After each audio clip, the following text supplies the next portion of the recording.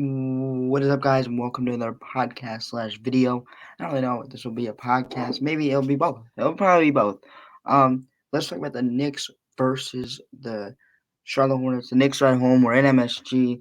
The Knicks are in MSG. Um, what the Knicks gotta do is they gotta take care of the ball. They have to, and it's one of the things I said in the last video. But the biggest thing for the Knicks is to have to take care of the ball, and if they don't take care of the ball, it will be easy runouts for Bridges. It'll be easy runouts for other explosive players for the Hornets, and the Hornets are pretty explosive, and they could get some highlights. I mean, granted, there's no Lamelo, but still, there's gonna be some highlights here. Brandon Miller. Um, we need no slow start. And what I said is we got to draw first blood. I don't mean literally. Do not come after me. I do not mean literally. But what the Knicks got to do is they got to come out there and they have to get on the board first. They have to come in there with intensity, and they got to come in there and just forget about the Hornets. Just be like, hey, we're not playing the Hornets. We're playing the Warriors today. We're playing the Clippers. We're playing the Nuggets. Like, we just got to forget that we're playing the Hornets. They just got to forget that they're playing the Hornets, and they got to go out there and they're be like, okay, we are playing the Clippers. Like, that's their mentality today. That's what it has to be if they want to get a W, because you know the Hornets have some young players. And when the young players see celebrities, they're gonna go off. So, we just gotta make sure that doesn't happen. They just gotta make sure that doesn't happen. And my biggest thing is, why is Nick's first sub Josh Hart? So I was literally looking at this. I didn't think it was like, I thought my eyes deceived me when I saw Josh Hart coming out first. So I didn't care. I was sitting back. Maybe Thibodeau has a plan. But then I looked on like Twitter, and I'm like, this is an actual real thing. Like, why is Hart the first person off the bench? Like, why? And also, he's saying something about his role, that he's like his role being the Reggie Bullock of this team. You're not Reggie Bullock. Use Tom Thibodeau. Use him as you would use Josh Hart. Do not use him like Reggie Bullock. He is not Reggie Bullock. He won't shoot 40% from three. There's not a lot of players like Reggie Bullock. Sharp shooting 3 and D type player. He's not 3 and D. He's a hustle, get downhill, uh, rebound the ball, go right down the hill. The reason is I've not seen a lot of those plays where Josh Hart has taken the ball, went all the way down, went into the shot blocker's chest in transition and finished. Never. I feel like I only saw that once or twice this year, and he's done that a lot of times in half a season as a Nick last year. Yeah, half a season trade deadline. I just need to see more of that, man. I want to see more of that. Um, I want Grimes to put them on the floor. If he did in a little bit, he took a few middies, and I want him to take more. They'll fall. They'll fall. Come on, you gotta take these middies. One dribble pull up. Come on, that's what you gotta be mentally be able to take and make efficiently, because you're an NBA player, professional basketball player. Let's chill. Let's make a mid range shot, please. Um, but yeah, that's kind of it for the whole like Knicks thing of this, the whole like Knicks preview. But I want to get around the association. Around the association. You know what? I'm gonna start with the prediction, score prediction. I think the Knicks win this game 112-98. Um, yeah. And also the in-season tournament game. All I'm gonna say is that we need to win this game by a lot to get into Vegas or get into whatever it is, get into the tournament, get into the end. The Knicks gotta win the Knicks gotta win by a lot to get into Vegas and in this game. I think they can. I think they can. Um, I'm not gonna give you like the the the the, the um the like kind of in season tournament like mathematical point different. Not I'm not gonna do that here. We just gotta win by a lot. I'm gonna be happy. Even if we win, it's another win on the board. We're 10-7. Like, let's think big picture here. 10-7 is great. Like, let's just think big picture here. If we squeak this win out, win's a win in my opinion. So let's just find any means necessary to win this game. And it might be easy. It might be easy. But we gotta think that the Knicks gotta think that this game is against the Clippers or the Nuggets or the Lakers or you're playing LeBron. Like, you got to think that you're playing LeBron, but you're only playing Miles Bridges and you're not even having Lamelo. But my thing is is whoever's going to start at point guard for the Hornets, whoever will be, maybe Frankie. I would love that. Oh, I think it's Theo Maladon. I have no clue. You got to pressure that guy. Get the ball out of his hands, and make sure you can get out and transition off of that. Because Theo Maladon doesn't know how to handle pressure. I mean, he's a backup point guard. Maybe he does, but try to show what he can do. Give him test him a little bit, test him a little bit. Like you would test somebody who has an injured ankle, you would just go right at him. Like test him a little bit, test him a little bit. Um, but yeah, so I want to talk about the association. Mike Malone is one of the best coaches in the league, and I know Reggie Jackson 35 ball, DeAndre Jordan 21 flashback type game. But let's just think about it. Like Mike Malone put an amazing game plan. He probably put an amazing game plan, and he strategized his way around the Clippers team. Yes, there are shots that need to be made to beat the Clippers. You have to make shots. Again, to win basketball games, you have to make shots. But the way he strategized around that team, I didn't watch the whole entire game, but you have to be able to strategize. If you have your best players out, Gordon, Jokic, and Murray all out, and you got to be able to strategize around a way to get a victory by any means necessary. If that means Reggie Jackson gives you 30, then that's what's going to have to happen. Does that mean DeAndre Jordan going to have to give you 21? Maybe, maybe not. But it has to happen. In that game, it had to happen for them to take out the W. And it's by any means necessary for this Denver Nuggets team. It's kind of a weird way to think about it because you would always think that this Denver Nuggets team will not be a win by any means necessary. But like if we play a team like the Hornets on the day, we're gonna win by 20. It's not any means by necessary win. If we only win by 2, then we're gonna look at it like we're gonna look at the film and we're like this is gonna be a long practice because if we only beat the Hornets by 2 or we only beat the Wizards by 2, it's gonna be a long practice. But now it's like any means necessary, and that brings a different element out coaching. And Mike Malone just tells me that he can adapt, and that's why he gets paid the big bucks. That's why he gets paid the big bucks. The 76ers, I watched the video. The 76ers have used Embiid as the hub of this whole offense. With him at let me introduce into this topic. So the 76ers like absolutely bamboozled the Lakers, blitzed them, ambushed them, whatever you want to say, whatever you want to call it. The 76ers absolutely dominated the Lakers last night. And what I've got to know is that Embiid's the hub, and they make more of an action, like him being the hub, like a Sabonis, like a Jokic, like a Şengün, like those type of hubs that like, and you're making him the hub, and he had 11 assists last night, 11 assists, and you know why it is? Because you know what he can do? Catch the ball outside, get into the biggest thing is you got to get into sets quicker, and with Harden, didn't get into sets as quick as possible.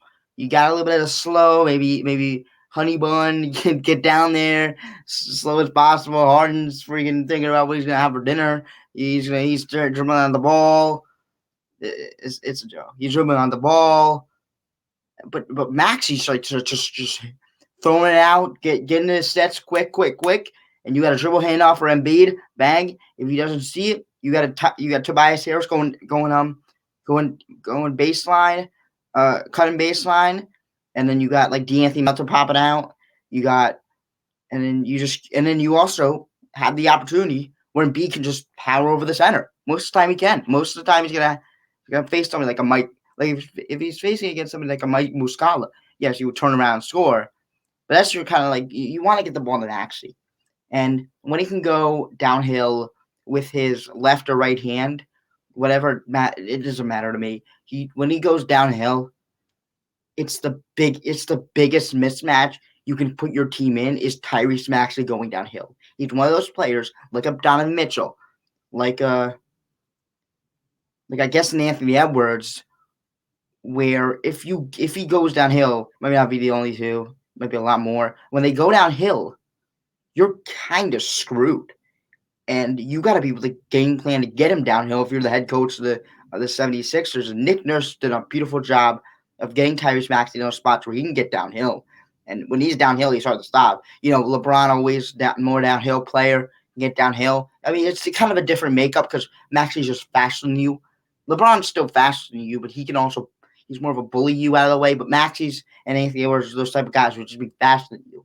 De'Aaron Fox would be those type of guys. If you let him get downhill, or Ja, what he was telling me, you let him get downhill, and then there's be better than you, and there's be faster than you, and you're really just grasping at straws. And last night you have some players that guard him, and it's hard because you're trying to run through screens, and then once you do, you get a triple handoff, and then he gets right downhill, and you cannot beat him.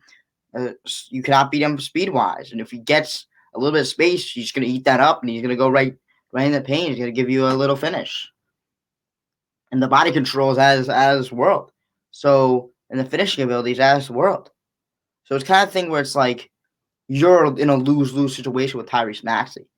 And he is one of those guards that, like, you get him downhill, and it's going to be a problem for you. It's going to be a problem for you, and that's what Nick Nurse kind of did. And also, he's unlocked Tobias Harris. And it's kind of a great thing to see Tobias Harris back as, like, a number 3 option because he's a very good scorer.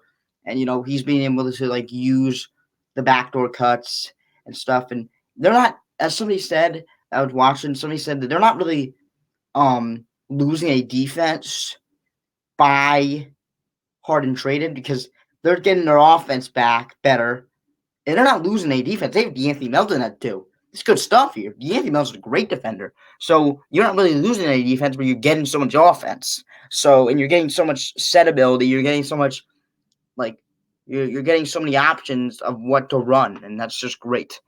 Let me kind of like give you one of the. I want to give you a rookie. I'm gonna tell you about this rookie. He's a high flyer, amazing defender. You guessed it. I saw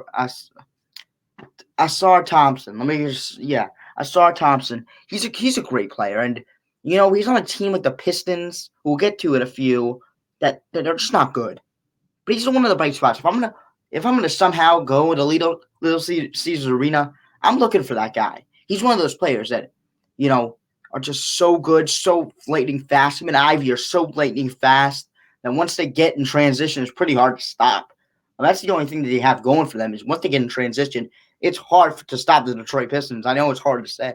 I know it's really weird to say, but it's hard to stop the Detroit Pistons. You have Ivy, you have Asar, like those two great players in transition. The way that Asar Thompson his level of defense is way past the rookie. He's way mature, and just him knowing how to get back and help. There's one play where Jordan Clark, I know it was not Jordan Clark, it's Jordan Poole. I was kind of like a Jordan Poole low light, but I kind of want to tell you the example. I know it's not a good one, but Jordan Poole kind of breaks down Kate Cunningham. He just waits there for a second, scoops up, and then he didn't even know that Asar Thompson was going to come out of there, and he just says, no way in hell that you're going to put that shot up against me. He just blocks in the stands. I mean, those type of plays that really get a rebuilding team, kind of get them inject some energy. And he's great. I mean, he could be a franchise player for that Detroit Pistons team. Just the way he can get out in transition. He's mature for his age when it comes to the defense. Just getting out, being able to contest, being able to help, being able to tag the roll and get back. Like those are stuff that he's really advanced in, and is great to have that already advanced stuff. And I think that he could definitely, yes, his 3-point shot's not good, but man, that's why you have 3-point shooting coaches. Like we gotta stop this. Like if your 3-point shot's not good, like, and you're willing to take it, that's why we have trainers. Like get in the gym, and the only thing you need to focus on is shooting threes, and that's what Asar Thompson needs to do. Focus on shooting threes, and his game will be polished. Because yes, his handles are not that special. Like you're not looking at him like, okay, Asar Thompson's like a Ja with his handles or a Kyrie with his handles. But you're like, this guy's pretty good when it comes to handling the basketball. And he's also somebody who could just lead the break with the ball and without the ball, and just a big contributor to any team. I know that even if his ceiling is like somebody who can just like run the floor and play amazing defense. So he'll stick around this league. You'll see a lot of Asar Thompson, even if he's like turns to like a like undervalued, like an underperforming type player for his high pick status. You'll still see him in the league. Not saying that he will. He's definitely gonna perform for his high pick status. But even if he doesn't, You're seeing him in the league because every team needs somebody who's mature for their age, advanced in their help defense, advanced in even the blocks. I'm seeing advanced in the blocks, and every team needs a player who will inject that in the fans' veins with how good they play and how much bounce they have. His bounce is crazy. I'm watching that game. He gave me a little bit of happiness watching that Pistons versus Wizard game. Yes, you're asking yourself, why am I watching the Pistons versus Wizard game? Not your business, bro. Not your business. I'm watching that game because I'm watching the two rookies, Bilal Coulibaly and Asor Thompson, and I'm just laughing at Jordan Poole. But that's it. Why are the Pistons so bad? I know we hit upon the Pistons a little bit, but why are they so bad? I want to sit back and I want to talk about it. Because you look at this on paper, you're like, Kay Cunningham, Isaiah Stewart, James Wiseman, or Isaiah Stewart, Jalen Dermott. Like Jalen Dermott's a great rebounder, one of the great rebounders of this game. Him and Mitchell Robinson are probably up there. And Mitchell Robinson is so much better, but those two are just up there as great rebounders, and people don't know that. But then you have Gene Ivey run the floor. I mean, there's one play where he's like fifth. Somebody in the Pistons broadcast just showcased how fast he is, how fast he actually is when it comes to just running the floor. I know we talked about Sar, but just straight up speed from Gene Ivey is insane to watch, and just the way that his ceiling is probably a job. His ceiling is a job where he can just get downhill with the ball, smart with the ball. He had like 3 assists in like the first few minutes.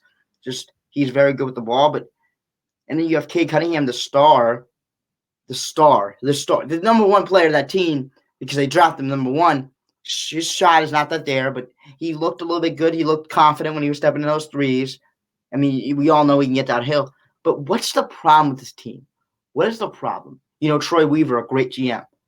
But what's the problem with this team? I don't know. I honestly, I know. You know what? I do know. Because it was said that their spacing is awful. Absolutely awful. I know you want to put on the best product on the floor, but you gotta notice that there's no spacing on your basketball team. I know Bogdanovich is kind of hurt. I don't even know what's happening to Bogdanovich. It's also a big loss too, but that ain't gonna get you. That ain't gonna get you 500 right now. You ain't gonna be 500 with Bogdanovich, but maybe I'll win like 2 more games. But still, his spacing is so valuable for this basketball team, and he's just not there. I don't know what he is. I haven't really been intact with Bojan Bogdanovich, but hey, I mean that's a big loss. He can shoot a hell of the ball, and that's what the Pistons need right now because Cade Cunningham is consistently seeing 2 bodies, and when he passes out, he's passing to somebody like Asor Thompson. I know he sung his praises, but he's not going to hit a wide open shot now in his career, I don't think. And maybe he will, and maybe he'll get like it's a 1 in 3 chance for him to knock down an open 3. And that's really not good. I mean, and he passed out to Jaden Ivey. I know we sung his prayers, we sung his flowers, but he's also not a good 3-point shooter. And Isaiah Stewart, I mean, maybe he's a good stretch forward, but hey, you're swarmed with spacing. Your spacing is awful. And when Cade Cunningham consistently sees 2-3 bodies, you're not going to get his shots off. First of all, he's not going to go to the level of a number 1 pick type player in Detroit at least. Number 2, you're just not going to win games. And you're not going to win games because you don't have 3-point shooting. I know that's there's a lot more issues of being a 2-14 team than just 3-point shooting, but that's a big issue. You can't have your number 1 player seeing 2-3 bodies consistently and not making the defense pay. At least if your players, if a Curry's seeing 2 to 3 players, that's not a good example. If a De'Aaron Fox is seeing 2 to 3 guys, he'll throw it out to Kevin Herter. He'll throw it out to Malik Monk. But Trae Young, if he sees 2 to 3 bodies, he'll throw it out to Hunter. He'll throw it out to the other Bogdanovich. But you don't have somebody you can throw it out to consistently. I mean, I know they had a Linsanity run of Kevin Knox, but that's it. I mean, that's it for their shooting. And I know the other Bogdanovich coming back is going to be great for them. But I just see, if not even just because they contend, man, if there's a good shooter out there like Gallinari, come on, you got to hit him up. I know it won't cost a lot. You're not gonna. It might look like a win now move, but you just got to make the team respectable, man. You cannot put Detroit fans in this misery. And it's just kind of like a it's just awful seeing that they can't build a team around Cade Cunningham. It at least gives him a little bit of shooting around him. And it also Cade Cunningham can shoot himself. He's not a good shooter himself, so I mean, they're surrounded with non-shooters, and it just isn't good. It isn't good to watch their team. I mean, fun to watch the Sword Thompson, fun to watch them get out in transition, but that's probably it. I mean, their shooting just isn't good. I mean, if your best player, again, I'm gonna say it, best player is seeing 2 to 3 bodies, it ain't good. It's not good. And I ain't gonna win games. Even yes, it might win games if you have good shooters. If you have Kevin Herter in the corner, but no, you don't. You have Jaden Ivey in the corner, and that just won't work. So yeah, that's it. Hopefully the Pistons get a shooter or somehow improve their shooting. Because again, you can improve. I mean, I'm not putting it out of the picture for Ivy to come improve, for Cade to hit his shot, to for for Sore to get better through shooting. I'm not putting that out of the question, but again, you need definite shooting. That's it. Have a nice day, and let's go Knicks, and hopefully we can get this W. Peace.